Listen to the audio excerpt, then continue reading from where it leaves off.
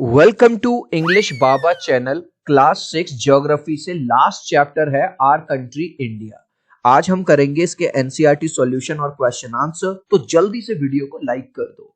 आई hope children आपने video को like कर दिया है और अभी तक चैनल को सब्सक्राइब नहीं किया तो सब्सक्राइब कर दो सो दैट आपको हमारे सारे अपडेट्स मिलते रहे। क्वेश्चन नंबर 1 देखिए, name the major physical division of India. तो डायरेक्ट आंसर लिखने से पहले जो फिजिकल डिवीजन है उनको एक बार देख लेते हैं।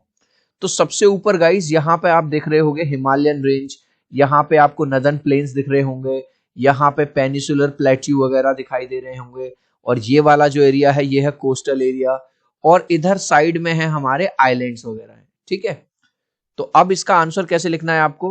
The major physical divisions of India are, कौन कौन से? Himalayas, northern Indian plains, peninsular plateau, the coastal plains और दी आइलैंड्स। इस तरह से अगर आप आंसर लिख के आओगे तो आपको फुल मार्क्स मिल जाएंगे। नेक्स्ट क्वेश्चन देखेंगे अब हम। India shares it's land boundaries with 7 countries, name them. Bharat जो है अपनी लैंड बाउंड्रीज जो है, जमीन, लैंड का मतलब जमीन से जो बाउंड्रीज है, 7 अलग अलग कंट्रीज के साथ शेयर करता है, उनके नाम लिखें। तो लिखने से पहले हम पहले समझेंगे। देखो ये है हमारा प्यारा देश भारत, तो हमारे बराबर में ये रहा पाकिस्तान, ये रहा अफगानिस्तान, इधर ये रहा चाइना, इधर ये रहा नेपाल, इधर ये रहा भूटान, इधर ये रहा बांग्लादेश और इधर ये रहा म्यांमार। तो ये रहे हमारे 7 कंट्रीज जिनके साथ हमारी लैंड बाउंड्री टच करती है। तो आंसर कैसे लिख दोगे? Pakistan, Afghanistan, China, Nepal, Bhutan, Myanmar and Bangladesh. Children ये जो मैं इमेजेस का यूज करता हूं ये आपको समझाने के लिए यूज करता हूं, सो दैट आप किसी भी चीज को रटो मत, है ना। हमें रटना नहीं है, हमें चीजों को समझना है।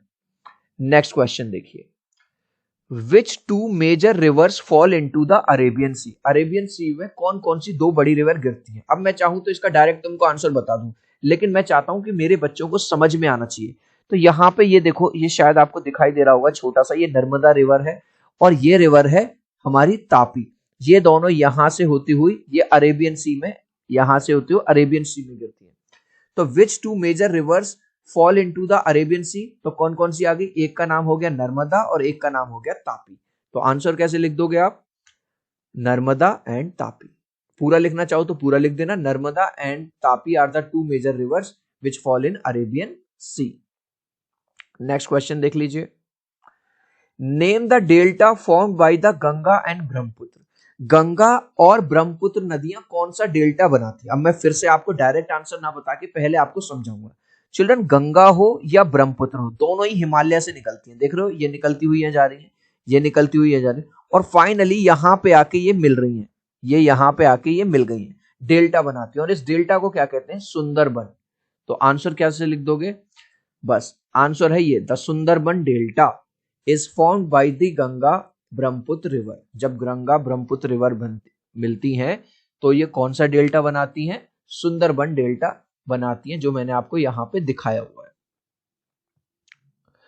How many states and union territories are there in India. Bharat में कितने स्टेट्स हैं और कितनी यूनियन टेरिटरीज हैं? तो आंसर है देयर आर 29 स्टेट्स। स्टेट्स तो है 29 एंड 9 यूनियन टेरिटरीज, और 9 यूनियन टेरिटरीज हैं भारत के अंदर। इसके अंदर एक और क्वेश्चन पूछा गया है, which states have a common capital. ऐसे स्टेट्स बताओ जिनकी जो कैपिटल है वो दोनों की एक है। तो पंजाब और हरियाणा ये दोनों ऐसे स्टेट हैं जिनकी सेम कैपिटल, और सेम क्या है, चाहे पंजाब हो या हरियाणा हो, दोनों की कैपिटल क्या है? चंडीगढ़। ओके, चलिए मूविंग ऑन। नेक्स्ट क्वेश्चन है हमारा, why do a large number of people live in the northern plains। ज्यादातर लोग, ज्यादा पॉपुलेशन में लोग नदर्न प्लेन्स में क्यों रहते हैं? गाइस अगर मैं आपसे एक सिंपल क्वेश्चन पूछूं, आप प्लेन एरिया में रहना चाहोगे जहां पे रास्ते बनाने आसान है, सड़कें बनाने आसान है, स्कूल्स बनाना आसान है, ट्रांसपोर्ट करना आसान है, या आप पहाड़ी इलाकों पे रहना चाहोगे जहां पे चलना फिरना बहुत मुश्किल है, जहां पे क्रॉप कल्टीवेशन करना मुश्किल है? तो आई नो आप में से ज्यादातर लोग कहेंगे कि सर हम प्लेन एरियाज में रहेंगे।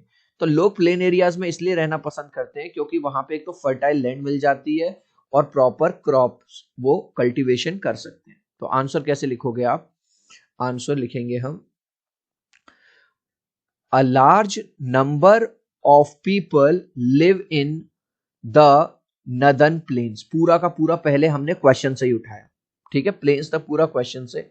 Because the river plains provide fertile land for cultivation, क्योंकि यहाँ पे रिवर्स की वजह से फर्टाइल बहुत उपजाऊ जमीन, मतलब जिस जमीन में प्रॉपर क्रॉप ग्रो करेगी, है ना, खाना वगैरह जो हम खाते हैं, जो फूड है, वीट है ना, राइस है, मिलेट्स हैं, सब अच्छे से ग्रो करेंगे, इसीलिए ज्यादातर लोग यहाँ पे रहना पसंद करते हैं। नेक्स्ट,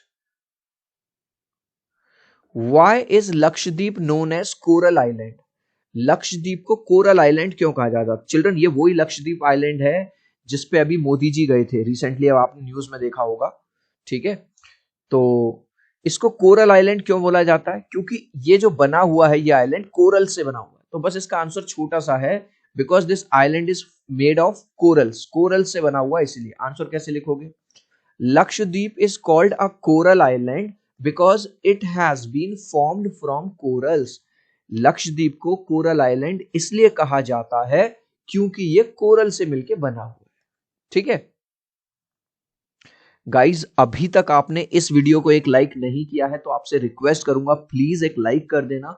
ऐसा वीडियो बनाने में बहुत मेहनत लगती है। मैं 3 तक काउंट करूंगा चिल्ड्रन, प्लीज वीडियो को लाइक कर देना। 1 2 3। आई होप चिल्ड्रन आपने वीडियो को लाइक कर दिया है, चैनल को सब्सक्राइब कर दिया है। Thank you guys. Next question देखिए, अब है हमारे कुछ टिक द करेक्ट यानी कि MCQ question. The southern most Himalayas are known as.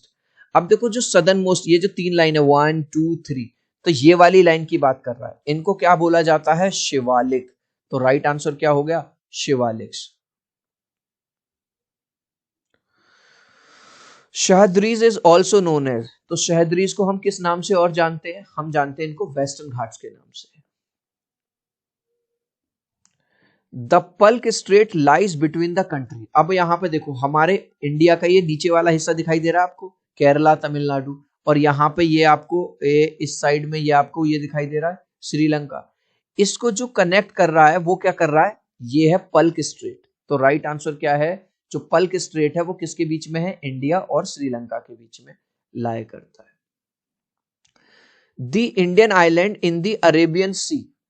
अभी हमने बताया भी था, जो लक्षद्वीप आइलैंड है जिसपे अभी मोदी जी गए भी थे, ठीक है, वो है जो अरेबियन सी में है, जो हमारा आइलैंड है। कुछ लोगों को लगता है मालदीव आइलैंड हमारा, नहीं नहीं, वो तो एक अलग कंट्री है।